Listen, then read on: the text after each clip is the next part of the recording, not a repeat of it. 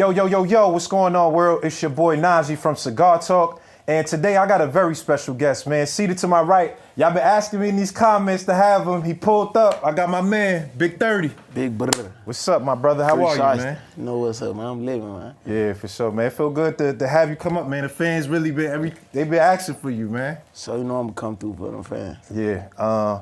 I've been hearing you in album mode right now, man. Yeah. Creating a new one, the new project. Like, what's that like? Like that space. Like, what does album mode look like for you? It's hard. I gotta crush these hard ass King Kill breast tape. I gotta shit on edge on that. Come right. harder. You know what I'm saying? Yeah. So that's kind of hard to do. How you is that something that you think about? Like, damn, my last one was like this, so I gotta top this shit. That's something I think about. You can't go down. We only going up. We ain't going down. Yeah. It can't even be all right. Like this shit gotta be. Like, God damn, bro, start it over. No, right. That's why I want somebody to be saying they hear that shit. What you feel like is a difference? Is there a difference in your mind frame, like between where you was in the last project versus that?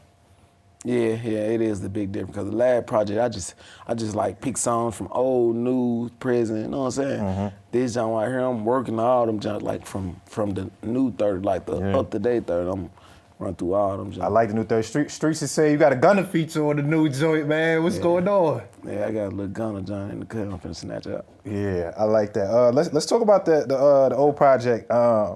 Miss My Glock 26. I like that's one of my favorite ones on there. Yeah. Talk about that, creating that, man. Like you talking a lot of shit on there. Talk about like that record specifically, like kind of creating that.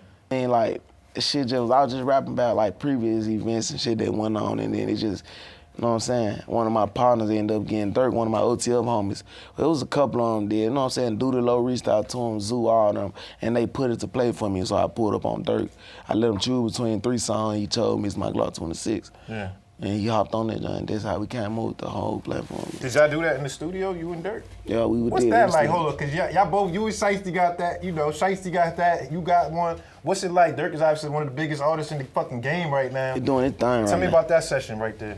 Man, shit. Lil Durk, them one of my niggas in the industry that I don't look at as no rap friend. Like, I'm locked in with OTF now. Yeah. Like, I'm locked in with the niggas. I'm more close to the niggas around him than I actually am to Durk. Yeah. You know what I'm saying? Right. So it really wasn't even, it was like, you know what I'm saying? It was just a call. You know what I'm saying? You fuck with me like I fuck with him and I fuck with them. And it wasn't nothing. He just, you know what I'm saying? The other joint, the joint with Future, whatever it come with, that one super hard. That's one of my favorites on the tape, I ain't gonna lie. What's that like when you doing the feature, like, you know, big features and shit like that? What is that like? Shit, I'm straight trying to smash on whoever on the record with me. Like I'm trying to create a good song with them, you know what I'm saying? Build some good chemistry so we can have a good song later on and like, but I'm for sure trying to kill them on the track. Like I ain't trying to play. Was y'all in the studio together or that was some shit you we just was in the studio together. Like, what's the energy like? Like when you in there, like, you know, you fucking with Future, I'm sure Future, a real street nigga I mess with, we in there chilling, vibing, everybody getting high, doing me. He working on his song, doing my song, Doug doing his, you know what I'm saying? Yeah. Everybody just doing their thing in there, you know what I'm saying? You know what I'm saying? You wouldn't think you kicking him with Future, if you kicking him with Future. Just feel like a regular nigga that's chilling? Like how we chilling, you know what I'm saying? Oh, God. Nah, that's what's up. Ain't no nigga trying to do too much or nothing, he chilling. Right, I love that. Man, talk about this protest record, man. You dropped the protest record, going up, going hard. Of course, you've been, you know, waving the Pooh Shiesty flag. Matter of fact, we had Pooh Shiesty last interview before he got snatched up on here, and yeah, man, talk about that. Just, you know, you holding my man down. Like, what's that like? Just having him not being around, obviously now. Man, you know what I'm saying? They gotta keep holding it down. Just put a bigger chip on my shoulder, make me want to go hard, and like I got a bigger goal to accomplish now. Like I can't let this die down. Like when he come on, he gotta be 10 times what we, you know what I'm saying? What we already was working on. He gotta be already like, come on, I want to already have the game changed. You know what I'm saying?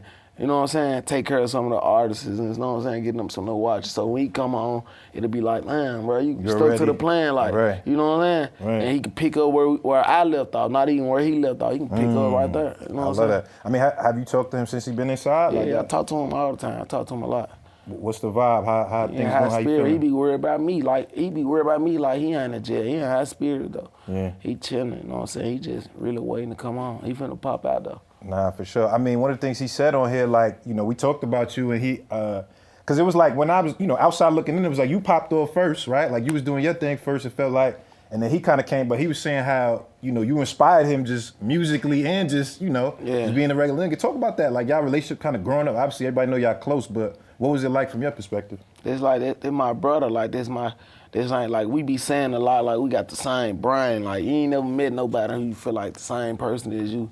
Like, not even just my friend. Like, I feel like this man thinking how I'm thinking. Like, I'm never overthinking and he thinking the same thing I'm thinking. You know what I'm saying? We on the same type of time. We just was always, you know what I'm saying, the black sheep of all the other young niggas. Like, we always stood out too advanced and way smarter than niggas. So it's like every time we click, like I met him going over one of my cousin's house, my cousin Darren house, Darren Lamar, going over there in the summertime. You know what I'm saying? And they just was my friend I clicked with. I clicked with every time I go with my cousin, I go outside, I go straight to Miss Gladys' house, you know what I'm saying? It's now about 10, 11. Probably before that, like I have to look back, see when my cousin moved out of King Gate and moved over there. That's when I met him, when they left my hood. So what was that? Because he said like, he was like, yo, y'all relationship, obviously before the music was, you know, y'all was fucking with each other before the music, but the music part, he was like, he seen you get signed and that's what kind of inspired him. Like talk about, I guess the music part of it. When did y'all start like, you know, forget all the street shit, but when y'all niggas start really getting active on some music shit? Like, Sarge's so funny, bro. Yeah, that's what he said. We started at the same time, bro. It was like, you know what I'm saying? He had the same deal on the table that I could have signed. Like we could have signed together. Nah, he could have signed with Endless and Break Gang with me. You know what I'm saying? It was a decision we both was finna make. But I was just at a point in my life where, excuse me, bro, I was at a point in my life where, you know what I'm saying, nigga having kids and not trying to work no job, but some money gotta start coming in for sure. You know what I'm saying? And you got these people out here got this whole big ass check for me to, you know what I'm saying, to just do something I know how to do. So, you know what I'm saying? I hollered at my nigga, because once again, this my friend, this my nigga. So I tell him what my plan, like, bro, even if you don't go in, I'm probably gonna go with my move. I gotta pop something out. And he was like, come be 100% with you, congratulate you, you know what I'm saying? We chopped it up, waited a little bit more longer. I went ahead and signed the deal. I came back, told him we went up. He stayed with me by my side all the way up till he got signed. And the same thing. That's why you will probably catch us when he was out swapping chain. You'll see me with a 1017, trying to see him with a break gang or English chain. Just cause, you know what I'm saying, we feel like everything he accomplished, I feel like I accomplished. Everything I accomplished, he feel like he accomplished, cause we come from the same thing together. And we both, everything we do is a profit. Like, you know what I'm saying, everything we do is gain a profit, cause we were just broke. Right. I mean, it's interesting because, like, I guess looking at it outside in, we would have thought, you know, like you said, now that you explained it, we would have thought y'all would have signed together just because it felt like y'all niggas was always, you know what I'm saying? Was there ever a point you never wanted to sign like Gucci 1017? Yeah. I mean, I ain't gonna say I just wanted to sign the Gucci. It was a point I just wanted to be with him. Like, I felt like it was a point in time where I was thinking, I dreamed we weren't gonna be able to rap together no more. It's gonna start, but. You know what I'm saying? People were like, he's only gonna do that if y'all let it. So now you know us, we like, we ain't finna let this shit. You know what I'm saying? We ain't finna, hell no, we still gonna do this. How we doing it? You just, you know what I'm saying? This is what pays you. We Chopper Gang. 1017 pays you, Endless paid me, but we Chopper Gang. You know what I'm saying? Like, that's how we came about it. And shit, we still gonna go up like that. So you Bread Gang, right? Bread Gang? Yeah, I'm Bread Gang. Obviously, you know, Moneybagg, obviously a big part of that story. What was it about him and Bag? Like, you know, it's Memphis connection, but what was it about him that, you know, made you feel comfortable to kind of make that move? Man, cause it just them, they're just some good, genuine people, and they like, just like some good street niggas. Like I ain't when I say that, when I say a nigga a real street nigga, I ain't saying like he a real bad nigga out here in the street. I'm saying like he a real authentic, like, you know what I'm saying, genuine street nigga, like come from the street where I come from. But I ain't saying like he a street nigga that dope. You know what I'm saying? I'm just saying he come from where I come from, you know what I'm saying? We got stuff in common, like I can relate to him. He got a good heart, you know what I'm saying? We can get some money together. What you feel like you're able to learn from him? Because obviously it feel like the last few years, Moneybagg career really been, you know, taking off and going crazy. What kind of stuff do you feel like you pick up from him just seeing him and being around him? He set the bar high, shit. He set the bar high, so it just be like, a nigga gonna pick up on them good habits that he got. Nigga gonna pick up on that shit, like how he be in the booth, how he a real like studio junkie, like Bag or just sit in the studio. He don't even gotta be doing shit. He just in case something cross his mind, he gonna be in the studio sitting in there. You know what I'm saying? Yeah. Even if he'll have a day, he'll go to the studio to just pick beats. Then he'll have another day, he'll come just to sit there and listen and rap. Then come and record. Or he might start on the song, just lay the hook down, and constantly let the hook play for days and days, and then go ahead. And then come back. Yeah, like the Waukesha record. That man was working on that one song months. Like telling nigga like this gonna be the joint. Like So hold on, he knew you saying he was working on Waukesha. He used to tell you like, nigga, this one of the ones. I ain't gonna lie, if you asking right now to this day, I was like, I don't know, I can't just see it being big. It's bumping. Right. But he because was it got like, the sample, so you know it's kind of. But yeah, you know what I'm saying. He was like, I'm telling you, bro. I'm telling you what. Man, did this shit. I'm number one on urban radio. That shit was crazy, man. Going up, shit, like, and that's how I know he proved me right again. He got that ear for that music, like, he know, like. It done been song where I know for 100% this song bumping, like a song of mine. Yeah. And he'll tell me like it's a good song, but that ain't it. That ain't what they looking for. Them people gonna gravitate to certain shit. Like, dude just know he just got an ear for music like that. Man, that's you know what's what I'm saying? up. He helped me out like making my music and shit. Like the best advice Bag gave me on making music, helped me make my music. He was like, it's how I pick my choruses. Like, he told me just do you, just go on the booth, rap all the way through. If you make 28, 64, 80 bars straight, pick your best 8 out of all them bars, and that's the chorus. They make common sense, like they make the best sense. So now I'm more comfortable. I ain't gotta go in there and be like, I gotta come up with a hook. Yeah, so you're not really trying to make the hook. You just I'm let just it flow doing and me. I'm get just the going hook out there. Like of there. tonight when I go, I'm just gonna rap straight through and. You know what I'm saying? Probably ask, bro, my mama know, my sister, what's the hardest? You know what I'm saying? Then just rearrange it like that. Right. Nah, that's what's up, man. That's super dope to know.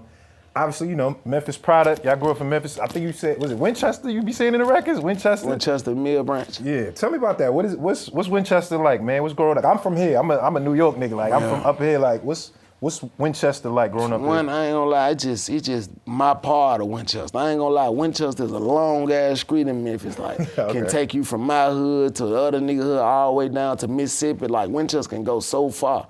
All the way to Kyville. You know what I'm saying? It's a long street. All the way back down to Walker home, all the way back. It's just a long street. But it's like my area, you know what I'm saying? My intersection. Where Mill Branch cross over Winchester. That's where I'm at, right there, Mill Branch, Winchester.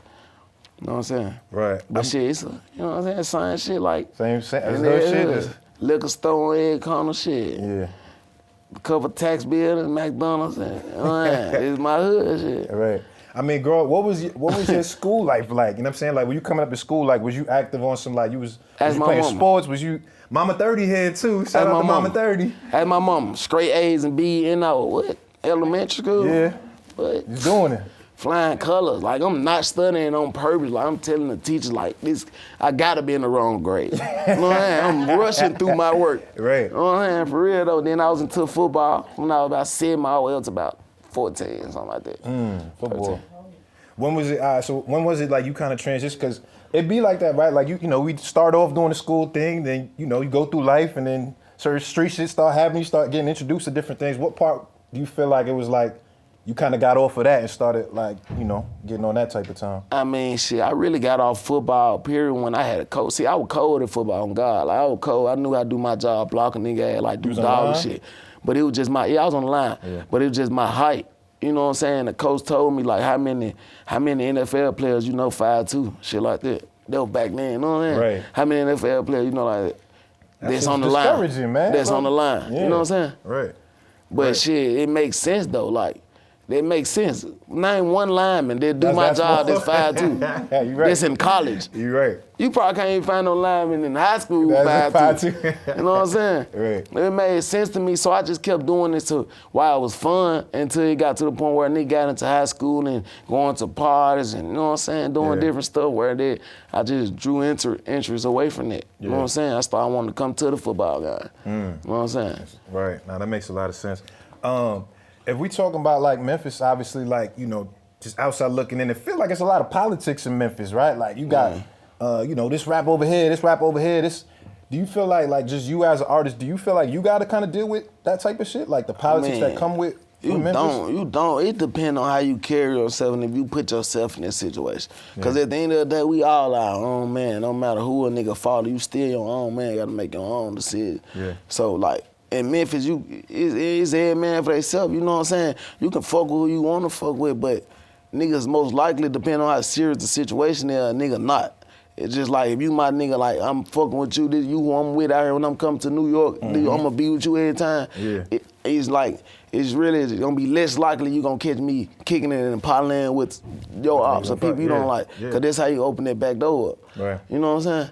Yeah. So, I mean, do you feel like that just, in the music industry? Like obviously, like right now, like we seeing it be certain people can't fuck with Young Boy or make music with Young Boy just because of all the shit that's going on. Is that something that kind of comes up in your mind, like when you're thinking about just music and features with different artists? What? I didn't get your question right. I said like the politics of the music shit now, like even outside the Memphis shit, like the hip hop politics, right? Like, and I think we seeing that, like NBA YoungBoy is an example where there's certain people that's like, yo, we can't necessarily make music with them just because of the politics. Do you feel like, is that something that applies to you musically in hip hop? I mean, shit, it don't. That shit don't be applying to me. Like, nigga, only, man, you only gonna be in situations that you put yourself in. You know what I'm saying? Yeah. Whoever the guy you referring to, shit, they're saying, I can't make no song with Young Boy. Shit, who told you can't? You know what I'm saying? Yeah. It's all about who you put your, you know what I'm saying, what type of situation you put yourself in, bro. Right. But then you got niggas who just stand on what they own, stand for what they stand on. I ain't rocking with that, I ain't rocking with that. Yeah. Or you got niggas there, I can rock with who I want to. I ain't picking no side, I'm picking my side. Yeah. Shit, you rock with me? You know what I'm saying? Right. Got niggas who come like that. Nah, for sure. Shit. Obviously, you know, a tragic situation. We saw Young Dolph passed away, R.I.P. Big in the city, big for the city of Memphis. When you see shit like that and just knowing, you know, like artists, you know, street artists, different things, like, does that make you feel like you gotta move differently or move in a certain way? It definitely make me feel like that. Like I was always one of them types. I feel like I got it. I'm under control. Like I got it. I ain't gotta move, leave my hood. I ain't finna be no crash dumb. I ain't finna go to jail. I ain't finna die here. I got it. I know how to move. Yeah. But me seeing like they having to Dolph, like it just take a split second. You know what I'm saying? A split second, everything gone. That's the whole. You know what I'm saying? Yeah. So if Dolph couldn't dodge the shit, who am I to dodge? Right. I gotta go ahead and just lead the city, shake the town. That's a fact. You know what I'm saying? Do you feel like it be hate in the city? Like when it's like if you up, like niggas is just hating, it's automatic. It's hate everywhere. Yeah. Hate everywhere, bro. Hate everywhere you go, shit. Yeah. So, do it bother you, like just incurring that hate? Because obviously you gonna get it, right? You up. You know, niggas is seeing it. Shit. Everybody can't like you. You can't be that likable. Shit. Right. If everybody like you, you lying or faking somewhere. Like you don't got no flaws nowhere. Just I like everything about you. Right. You know what I'm saying? Right. Gotta be lying about some shit. Yeah. Talk to me about the another thing Pooh said to me. He said the record that he felt like went crazy for the first time was the Breaking News record. I like that joint. The girl on there was hard. I put the first girl, she went crazy on there. Let me see the first Breaking News. I forgot her name. I just talked to her. That's K Shiesty. K Shiesty, man. Yeah, she went crazy on that. Talk to me about that mind frame, that place when y'all was just early, coming up hungry, making records like that. Like, what mind frame was you in at that point? Man, just on some young nigga shit, some street shit, just out here, just rapping about what's going on. We chilling, and the girls they around us, they like it. I can rap too, and they trying to bump in. They hear us back there rapping, and this shit was actually bumping one time. You know what I'm saying? Like, just say, imagine all niggas in the room, we rapping off this one instrumental, and the girls down there, they listening too, but the whole time they typing and writing. And they just come out with it, and we be like, hell nah, go drop that, hell nah, we finna do this to that. Yeah. You know what I'm saying? Right. No, a nigga don't count no girls and shit. Like, we ain't count no girls and nothing like that, but it was undeniable. So hard, you know what I'm saying? We can't deny that. They be hating. Right. Man, me and Shiesty, I swear to God, I'm tell you something about Breaking News. Yeah. On the verse, we switched out, like, on the verse on Breaking News, it was something, like, I said that he could say better and something he said I could say better, so we switched something up. Wait, hold up. We switched the part like the bars? Like, yeah, we switched the part up. Oh, shit, wow. Damn, that's crazy. We're talking God. Oh, man. Do you feel like that was a song that kind of made you start to really get the notoriety when, like, you felt like people was actually paying attention to y'all shit? Nah, I think after Allegation, that's when people... Allegations was really... After Allegation, I was sleep on myself a long time, like Shiesty used to have to like amp me up and build my confidence. Like, bro, if I can get 60,000 a show, 70 you can, 30 we start at the same time, we rapping the same thing. Yeah. If they want, they like you, they love me, they like me, they gonna love you. You know what I'm saying? He always used to push a nigga and like keep my, you know what I'm saying, confidence up. Yeah. He'll never let me say I can't. Or like songs that I be like, cuz you go ahead, you got that, I can't. Yeah. He want me to get on them even more. If I be like, cuz I can't, just, you go ahead, you got it on this jump, bro. Right. He be like, nah, bro, like, you know what I'm saying? He want me to get on them even more. What you think it was, like the confidence factor? Like, what you think it was that made you feel like, I guess, that lack of confidence at that point? I don't know, I believe it was an image thing, though. Cause you know, a nigga ain't always had money rapping. Yeah. Nigga ain't always been able to throw all these jewelry and fresh clothes on, get chopped whenever, pull up out, you know what I'm saying? Yeah. So now you copping Dior's now, you know what I'm saying? Yeah, color, yeah, pair. Right, nah, for sure. You tweeted, I think the other day, you said, if I ain't getting 15 to 30K a day. My mama love that. What you say? You said, I ain't getting high. You're saying I can't get high if I get 15 to 30K. Tell me about that. I said like, a week. I said, a week, excuse me, not a day, excuse me, a week. If I don't make between 30K to 100,000 a week, I can't get high the following week. Yeah. Following week. What gave you that? Like, what you think? Like, I mean, obviously it's self-explanatory, but just kind of expound on that part a little bit. Man, one day just sitting sober, hurting. You know how these drugs, it's a mind thing. Like when you don't got them, your mind make you think you want them. So I was just off the drug one day. My body was telling me to go. When I say I was off the drug, not literally, I was like off the drug, not on the drug. Like I was off the drug, like for like a couple days. I be on the person drink, but I was like 4 days cold turkey. You know what I'm saying? So your body get to doing. You know what I'm saying? Nigga feeling it, and then I was just like, you know what I'm saying? It's kind of cool. I just did good. You know what I'm saying? I did good. It's cool, but. You know what I mean? Right. So I just had to try to give myself some self-discipline. And I had made some money while doing it. Like, by me not buying no drink and buying no pill, I saved some money and kept some money while I made some. So I just like, that was kind of cool. I mean, I think yeah, for sure. That's dope as fuck. I mean, it's interesting because you talk about that, you open about that in your music, like, sipping some wild, whatever the case is. When you feel like that part of your life, is it like, is it fun for you? Is it like an escape for you? Like, what is it about it that like make it, It's like an escape for me. Yeah. But like I told you, it's a mind thing, cause I ain't always had to have drugs. I went so long in my life drug-free, like no weed, no nothing, for so long. It just was something I wanted to do myself. Like I graduated, got done school, and wanted to do drugs. You know what I'm saying? And it started helping me like cope with my problems, stuff going on, stuff I'm going through. It just be like. Man, when you be out them drugs, you saying fuck this shit without saying it. Like, you feel like fuck this shit, like nothing matter. You know what I mean? Like, so what advice can you give to people? A lot of people watch this show that look up to you, people that, want to get off or whatever the case is, right? They fucking with it heavy and they trying to get off. What my advice big advice is don't start no bad habits. Don't start no new bad habits. You know what I'm saying?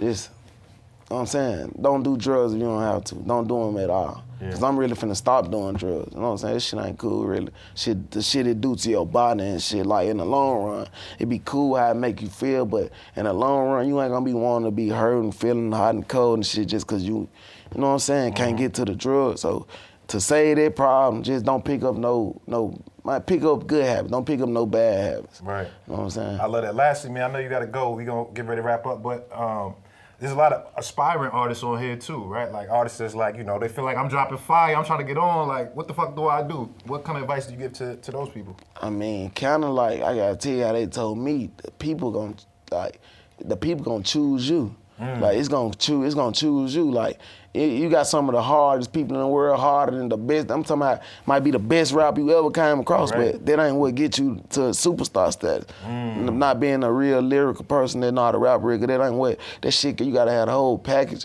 You gotta know how to rap, and you gotta have the image, and you gotta know how to carry yourself, move, what to put, what not to put, what can you say, you know what I'm saying? All type of shit. This shit come with a voice and shit. Yeah. This shit give you a bigger voice than you think. Like, I asked him, he told me I had to get myself together, like, cause I thought I could just say whatever I want out my top, just say it. Yeah. But my voice bigger now, like, the shit I say matter and can really move some shit. On social media, like, for instance, I didn't say this, but I just can't go up and say, fuck, you know what I'm saying, just whatever people talking about, just say, whatever people were talking about, like when they was talking about coronavirus or whatever, I could just went up and said, fuck corona, nobody don't wear no mask, this shit dumb as hell. Right. You know what I'm saying? Yeah. People will listen to that. Man, BIG30 said fuck corona, so fuck corona, you know what I'm saying? Right. And people get to lose their lives and shit, but you know what I'm saying? When I realized my voice got on the bigger, you know what I'm saying? Yeah, so you understand the influence that you have now, right? Like over the kids and stuff. For sure. Man, that's what's up, man.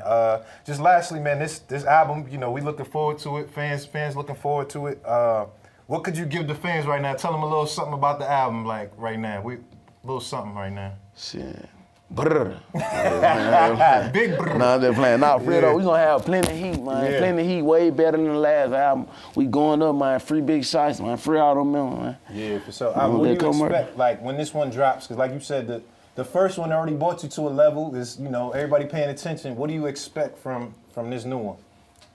No, this motherfucker gonna send my show to 6 figures or something. This motherfucker right here gonna send me up to 100K a show or something. I love that. Man, listen, yo, BIG30, I appreciate you pulling up, my G. Dope episode of Cigar Talk. We out of here.